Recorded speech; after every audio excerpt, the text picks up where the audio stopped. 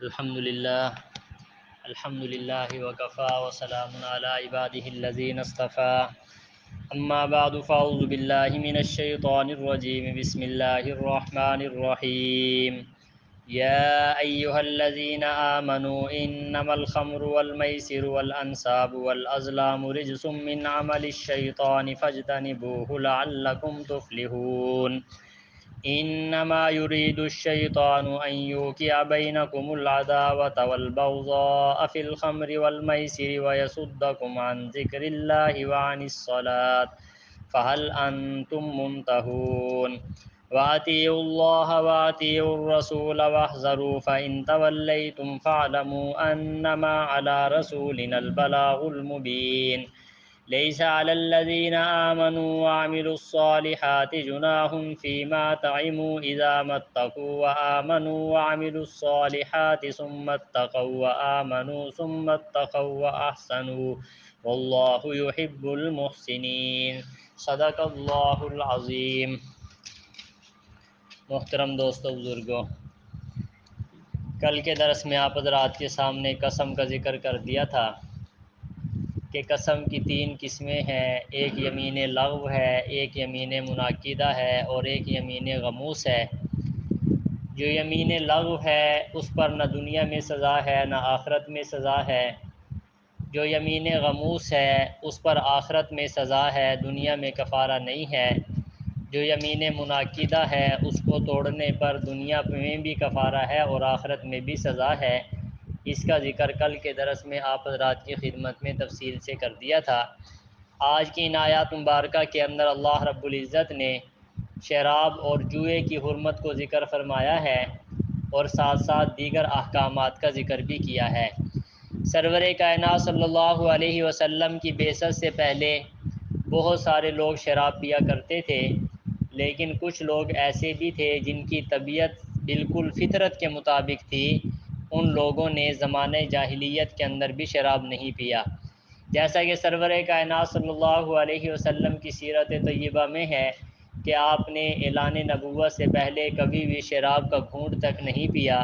اسی طریقے سے حضرت ابوبکر صدیق رضی اللہ تعالیٰ عنہ کے بارے میں ہے کہ آپ نے بھی ایمان لانے سے پہلے کبھی بھی شراب نہیں پیا۔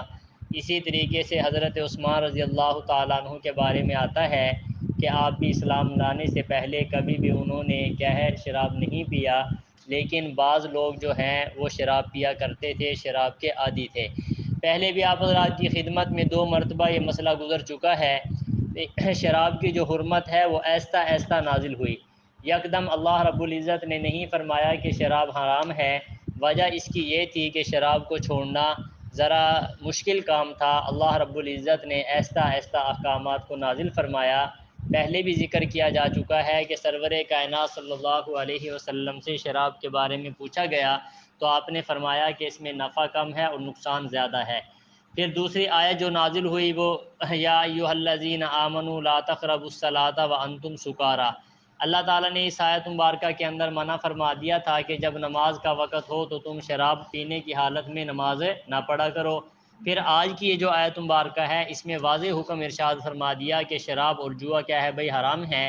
روایات کے اندر آتا ہے جب شراب کی حرمت نازل ہوئی، صحابہ اکرام رضوان اللہ تعالیٰ علیہم اجمعین نے شراب کو ڈالا، حتیٰ کہ مدینے کی گلیوں کے اندر شراب ہو گیا۔ یعنی صحابہ اکرام وہ تھے جو آپ صلی اللہ علیہ وسلم کے ہر قول فعل پہ جان دینے کے لیے بھی تیار ہو جایا کرتے تھے۔ کسی قسم کی تعویل یا کسی قسم کی من پسندی وہ نہیں کیا کرتے تھے، اسی لیے اللہ نے ان کے لیے رضا کا سرٹیفکیٹ عطا فرمایا۔ یہاں پہ اسی بات کو ذکر کیا جا رہا ہے، ارشاد فرمایا یا ایھا الذین آمنوا، اے ایمان والو، انما الخمر والمیسر، بے شک شراب، والمیسر اور جوا، والانصاب اور بت، والازلام اور جوئے کے تیر، رجس من عمل الشیطان، ناپاک ہیں اور شیطان کے عمل میں سے ہیں۔ 4 باتیں ذکر فرمائی ہیں۔ نمبر 1 شراب، یہ ناپاک بھی ہے اور شیطان کا کام بھی ہے۔ نمبر 2 جوا، جوئے کا مطلب یہ ہے کہ 2 آدمی کوئی کام کر رہے ہیں لیکن متعین نہیں ہے کہ نفع کس کو پہنچے نقصان کس کو پہنچے، دونوں متذبذب ہوتے ہیں، اسے جوا کہا جاتا ہے۔ مثال کے طور پہ آج کل جوا ہمارے معاشرے میں بہت زیادہ لگتا ہے، لوگ خواہ بیٹھے بیٹھے جوا لگا لیتے ہیں۔ آج کل تو میں نے سنا یہ ہے کہ جب یہ میچ ہوتے ہیں والی بال وغیرہ کے ہو گئے، کرکٹ کے ہو گئے، یا اپنا یہ ووٹ وغیرہ ہوتے ہیں، تو لوگ خواہ بیٹھے بیٹھے جوا لگا لیتے ہیں کہ فلاں جیتے گا تو میں اتنے پیسے دوں گا، وہ ہار گیا تو اتنے پیسے دے دینا۔ اس کو متردد کہا جاتا ہے کہ کسی کو نہیں پتہ کہ مجھے نفع پہنچے گا یا نقصان پہنچے گا، نہ دوسرے کو پتہ ہے کہ نفع پہنچے گا یا نقصان پہنچے گا، اسے جوا کہا جاتا ہے۔ سرور کائنات صلی اللہ علیہ وسلم کی احادیث میں بھی اس کی ممانعت آئی ہے، اور قرآن مجید میں بھی اللہ نے ارشاد فرمایا یہ کیا ہے بھائی، فرمایا شیطان کا کام ہے اور ناپاک چیزیں ہیں۔ اسی طریقے سے شراب بھی ناپاک چیز ہے۔ سرور کائنات صلی اللہ علیہ وسلم نے فرمایا شراب کا پھل توڑنے والا، شراب کے پھلوں کو نچوڑنے والا، شراب کو تیار کرنے والا، شراب کو خریدنے والا، شراب کو بیچنے والا، شراب کو پینے والا، سب پر اللہ کی لعنت ہے۔ یعنی اول سے لے کر آخر تک جو بھی اس میں شریک ہوا سب لعنتی ہیں۔ لعنتی کا مطلب ہے اللہ کی رحمت سے دور ہیں۔ بہرحال دوستو، ایک تو یہ بات ذکر کی جا چکی ہے کہ جوا بھی ہے، یہ کیا ہے بھائی، شیطان کا کام ہے اور ناپاک ہے۔ ہمارے شیخ رحمۃ اللہ علیہ نے اپنی تفسیر میں لکھا ہے کہ آج کل جو لاٹریاں ہوتی ہیں، آپ دیکھتے ہیں چھوٹی چھوٹی دکانوں پہ بھی لاٹریاں ہوتی ہیں کہ نہیں ہوتی؟ سب روپیہ ایک دیتے ہیں، کسی کی چیز زیادہ نکل آتی ہے، کسی کے وہی نکلتی ہے۔ فرمائے یہ جو لاٹری ہے یہ بھی جوئے کے حکم میں ہے، اس کو بھی انسان کو نہیں رکھنا چاہیے، اور بچوں کو بھی سمجھانا چاہیے کہ وہ اس قسم کی چیز نہ خریدیں۔ آگے ارشاد فرمایا والانصاب، اور بت جو ہیں یہ بھی شیطانی کام ہے اور ناپاک ہیں۔ پہلے زمانہ کے اندر لوگ بتوں کو گھڑ گھڑ کے تصویریں بنا کے رکھا کرتے تھے۔ آج کے زمانے میں بھی بت پرستی بہت زیادہ پھیلتی جا رہی ہے۔ پہلے تصویر لکڑی کا بت ہوتا تھا، یا پتھر کا ہوتا تھا، یا مٹی کا ہوتا تھا۔ آج کل کیا ہے، کاغذ کے اوپر تصویر اتار کے لوگ گھروں میں لٹکا دیتے ہیں۔ کوئی اپنے باپ کی تصویر لٹکائے ہوئے ہے، کوئی اپنے گھوڑے کی تصویر لٹکائے ہوئے ہے، کوئی اپنے پیر کی تصویر لٹکائے ہوئے ہے۔ سرور کائنات صلی اللہ علیہ وسلم نے فرمایا جس گھر میں تصویر ہوتی ہے اللہ کے رحمت کے فرشتے نہیں آتے۔ مطلب یہ ہے کہ جو فرشتوں کی ڈیوٹی ہے وہ گھروں میں جا کر اللہ رب العزت کی رحمت کے لیے دعا مانگے ان گھر والوں کے لیے۔ فرمایا جب تصویر ہوگی تو وہ اللہ کے رحمت کے فرشتے اس گھر کے اندر نہیں آتے۔ آج اگر ہم غور کریں تو گھر گھر بت خانہ بنا ہوا ہے، ہمیں اس سے بھی بچنا چاہیے۔ آگے ارشاد فرمایا والازلام، جو ازلام ہیں یہ بھی ناپاک ہیں۔ ازلام ظلم کی جمع ہے، اسے تیر کہا جاتا ہے۔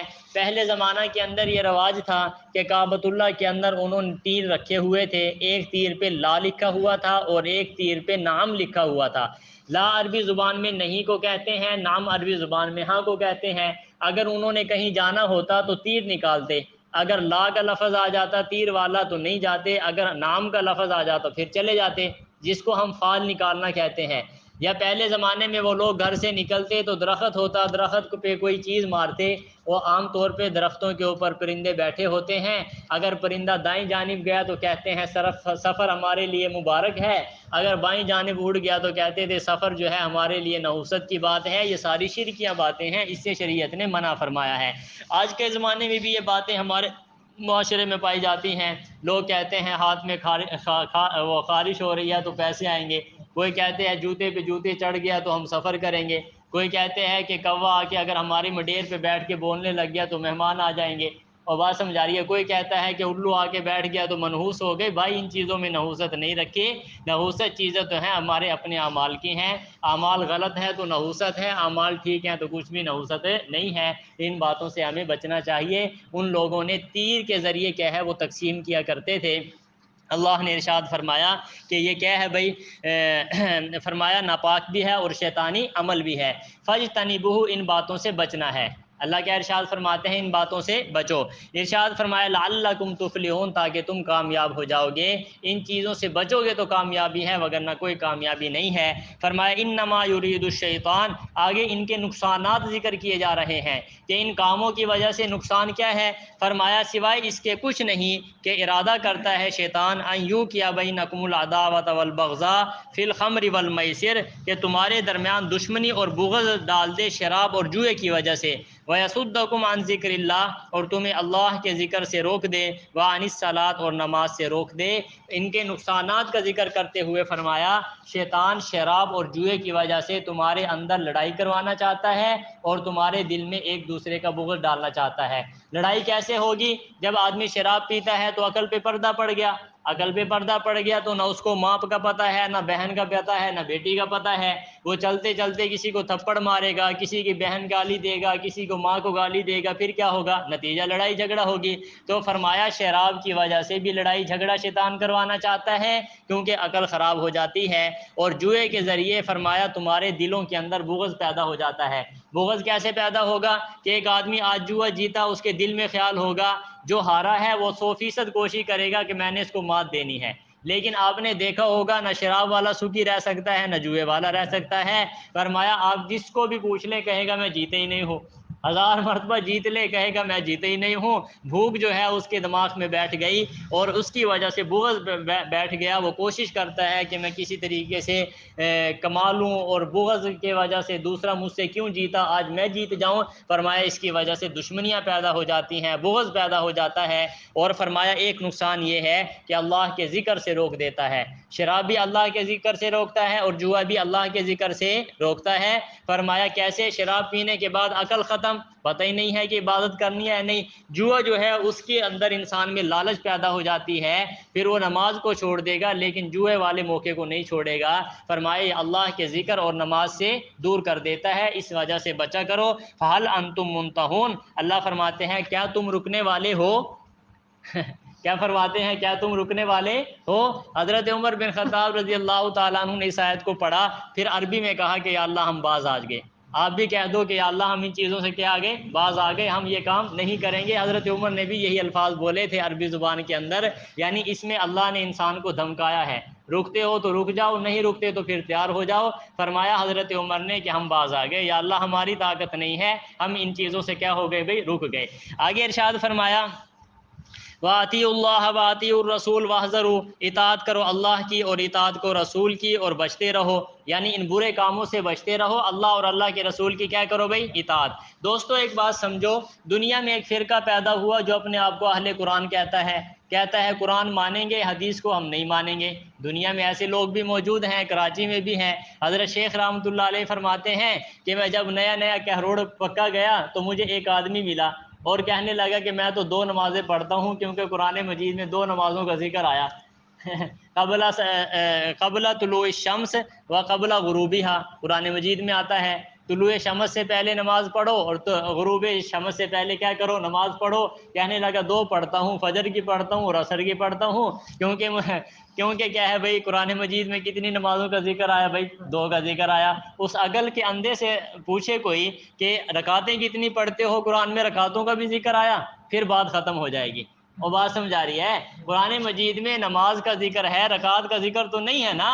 قرآن مجید جو ہے یہ متن ہے اور حدیث جو ہے یہ قرآن مجید کی کیا ہے، تشریح۔ بعض لوگ کہتے ہیں وہ حدیث مانیں گے جو قرآن کے مخالف نہیں ہے، وہ نہیں مانیں گے جو قرآن کے مخالف ہے۔ میں کہتا ہوں کہ اس کی عقل کی کمزوری ہے، حدیث قرآن کے مخالف ہو ہی نہیں سکتی، حدیث قرآن مجید کے مخالف ہو ہی نہیں سکتی۔ اس کو ہی 2 نظر آئیں گے نا جو بھینگا ہو، جو آنکھیں والا ہو اس کو تو چیز ایک نظر آئے گی، ایک چیز ایک نظر آئے گی، 2 چیزیں 2 نظر آئیں گی۔ تو میں عرض یہ کرنا چاہ رہا ہوں آپ اس بات کو سمجھیں، قرآن تو سبھی لوگ پڑھتے ہیں لیکن وہی معنی معتبر ہے جو صحابہ نے لیا، تابعین نے لیا، علماء امت نے لیا۔ اپنی طرف سے تشریح کرنا یہ کوئی قابل قبول نہیں ہے۔ بات سمجھ آ رہی ہے آپ حضرات کو؟ آپ کو مرزا قادیانی جو ہے وہ بھی قرآن مجید سناتے ہیں، شیعہ ہے وہ بھی قرآن پڑھتا ہے۔ بات سمجھ آ رہی ہے؟ دنیا کے اندر کوئی بھی فرقہ ہے وہ قرآن پڑھتا ہے نہیں پڑھتا، لیکن مطلب اپنا بیان کرتا ہے، وہ مطلب نہیں لیتا جو صحابہ نے لیا یا آپ صلی اللہ علیہ وسلم نے بیان فرمایا۔ تو یہاں پہ علماء فرماتے ہیں قرآن کو ماننے کا بھی حکم ہے، وہ کیا ہے، اللہ کا حکم مانو اور اللہ کے رسول کا حکم مانو۔ رسول اللہ کے حکم سے مراد کیا ہے، حدیث مبارکہ ہے، حدیث مبارکہ ہے۔ آگے ارشاد فرمایا واحذروا، ان چیزوں سے بچتے رہو۔ فإن توليتم، اگر تم نے پیٹھ پھیری، فاعلموا انما علی رسولنا البلاغ المبین، یقین کر لو کہ ہمارے رسول کے ذمے تو صرف کھول کر پہنچا دینا ہے۔ اگر تم نہیں مانتے تو نہ مانو، رسول کوئی ڈنڈا اٹھا کے تو نہیں کھڑا کہ اس بات کو مانو، پیغمبر کا کام ہے بات پہنچا دینا، آگے تمہارا اپنا کام ہے عمل کرو یا نہ کرو۔ بات سمجھ آ رہی ہے آپ حضرات کو؟ آگے ارشاد فتنوں کا دور ہے، میں اس لیے آپ کو بار بار سمجھاتا ہوں، عقائد پہ زور دینا چاہیے۔ قرآن مجید کی تشریح خود قابل قبول نہیں ہے، وہی ہے جو صحابہ سے ثابت ہے یا سرور کائنات صلی اللہ علیہ وسلم سے کیا ہے بھائی ثابت ہے۔ آگے ارشاد فرمایا لیس علی الذین آمنوا، نہیں ہے ان لوگوں پر جو ایمان لے کر آئے، وعملوا الصالحات، جنہوں نے نیک اعمال کیے، جناح کوئی حرج فیما طعموا، اس چیز میں جو انہوں نے کھا لی۔ ان آیت مبارکہ کے اندر اللہ نے اعلان فرما دیا کہ جو لوگ شراب کے حرام ہونے سے پہلے شراب پیتے تھے، پھر ایمان لے کر آ گئے، انہوں نے توبہ کر لی، پچھلے جو گناہ ہیں وہ معاف ہیں، ان میں کوئی پوچھ گچھ نہیں ہوگی۔ ارشاد فرمایا اذا متقوا، جب انہوں نے تقوی اختیار کیا، وآمنوا، ایمان لائے، نیک اعمال کیے، پھر تقوی اختیار کیا، ایمان لائے پھر تقوی اختیار کیا، واحسنوا، اور نیکی کی، ان سے اللہ رب العزت کچھ نہیں پوچھیں گے، کیونکہ وہ اعمال جو ہیں سارے کے سارے ختم ہو گئے۔ اب ایمان لانے کے بعد ساری پچھلی باتیں ختم، اگلی باتیں کیا ہیں بھائی؟ اللہ رب العزت قبول کریں گے۔ اللہ یحب المحسنین، اللہ نیکی کرنے والوں سے کیا کرتے ہیں بھائی؟ محبت کرتے ہیں۔ اللہ تعالی ہمارے درس کو قبول فرمائے۔